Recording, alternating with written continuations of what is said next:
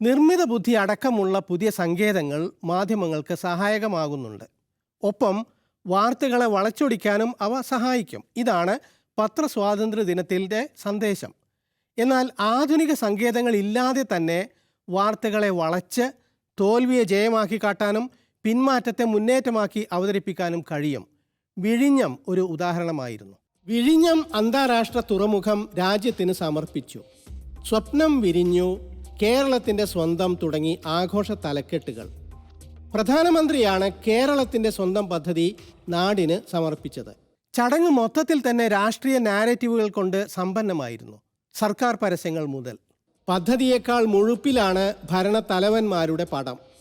പദ്ധതിക്ക് ഗ്രാന്റ് തരാത്ത പ്രധാനമന്ത്രി അടക്കം പിണറായി സർക്കാരിൻ്റെ നവകേരളം പ്രചാരണവും ഒപ്പമുണ്ട്. പദ്ധതി മഹാത്ഭുതം, നമുക്കും വേണം പബ്ലിസിറ്റി. അതുവഴി അപ്രഖ്യാപിതമായ ആഖ്യാനവും. ഈ നാരറ്റീവ് അനുസരിച്ച് വിഴിഞ്ഞം ദോഷങ്ങളൊന്നുമില്ലാത്ത അത്ഭുതമാണ്.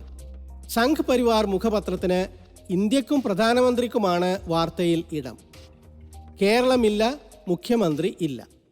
വികസനത്തിൽ രാഷ്ട്രീയം കൊണ്ടുവരരുത് എന്ന് നിരന്തരം പറഞ്ഞുകൊണ്ടിരിക്കുന്നവർ ഇതിൽ രാഷ്ട്രീയം കലർത്തുക മാത്രമല്ല, അതിന് നേതൃത്വവും നൽകി.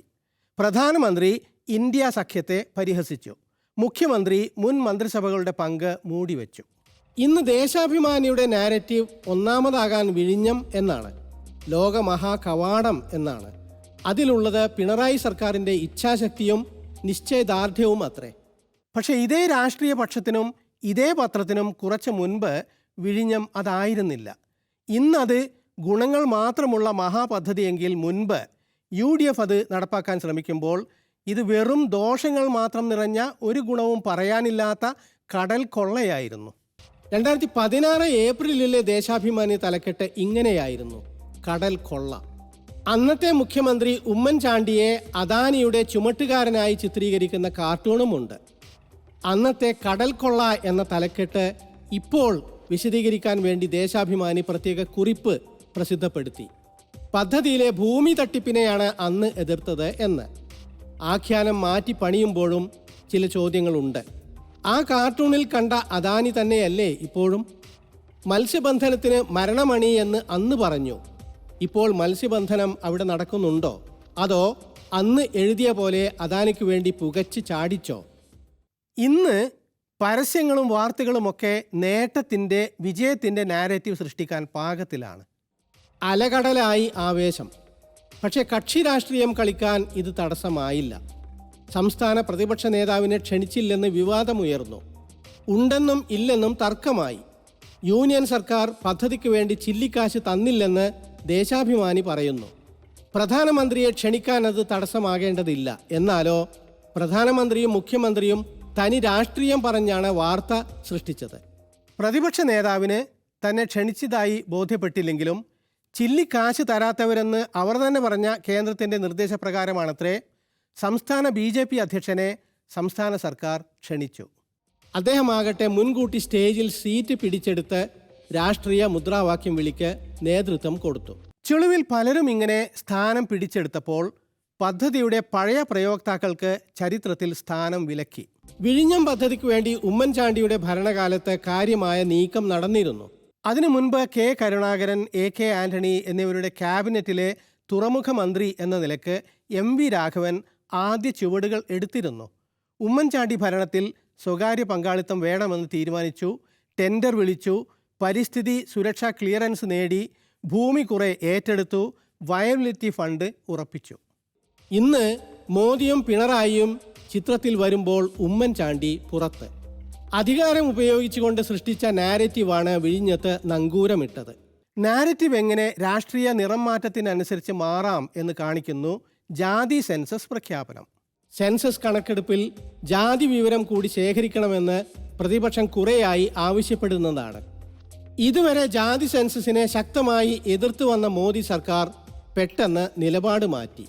പ്രതിപക്ഷത്തിൻ്റെ ആവശ്യത്തിന് വഴങ്ങി. ഇനിയാണ് നാരറ്റീവിലെ U-ടേൺ. ഭരണപക്ഷം ഇതുവരെ ജാതി സെൻസസിനെ മഹാമോശമായിട്ടാണ് ചിത്രീകരിച്ചിരുന്നത്. പെട്ടെന്ന് മോദി സർക്കാർ നിലപാട് മാറ്റിയപ്പോൾ അവരും വാക്കുമാറ്റി. വിധേയ ജേർണലിസ്റ്റുകളിൽപ്പെട്ട RSS എന്ന രാഹുൽ ശിവശങ്കർ മുൻപ് പറഞ്ഞിരുന്നു, ബ്രിട്ടീഷുകാർ നമ്മെ ഭിന്നിപ്പിക്കാനെടുത്ത തന്ത്രമാണ് ജാതി എന്ന്. ജാതി സെൻസസ് അരുത് എന്ന്. പക്ഷേ മോദി സർക്കാർ നിലപാട് മാറ്റിയ നിമിഷം അദ്ദേഹവും മാറി.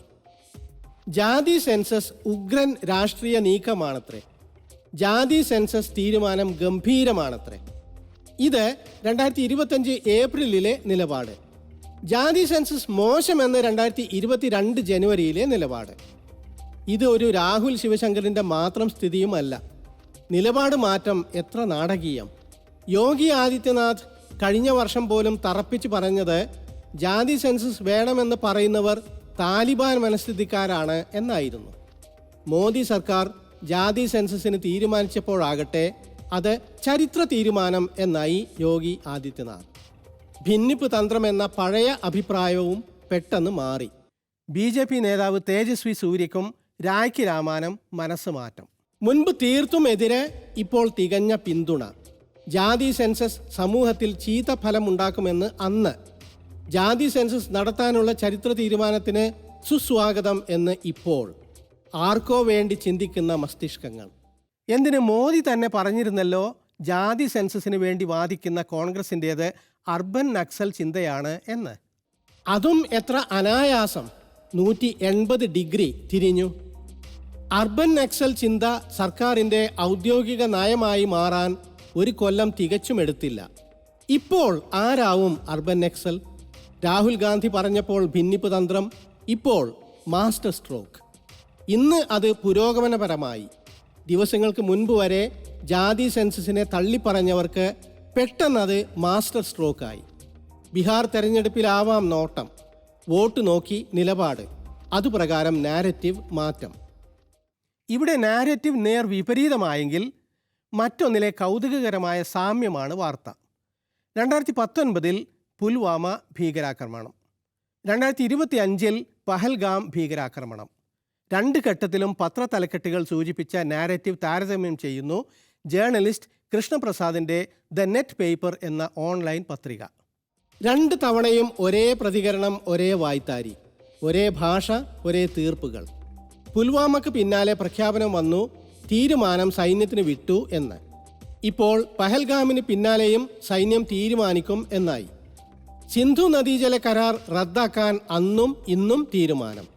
ഭീകരരെ വിടില്ലെന്ന് പ്രധാനമന്ത്രി. ഓരോ കണ്ണീരിനും പകരം ചോദിക്കും 2019. ഭീകരരെ ഭൂമിയുടെ അറ്റം വരെ വേട്ടയാടും 2025.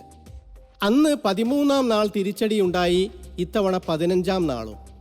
പാകിസ്ഥാൻ ഭീകരാക്രമണത്തിൽ പങ്കില്ലെന്ന് പറഞ്ഞു അന്നും ഇന്നും. തെളിവുണ്ട്, അന്വേഷണം ആവശ്യമില്ലെന്ന് ഇന്ത്യ അന്നും ഇന്നും.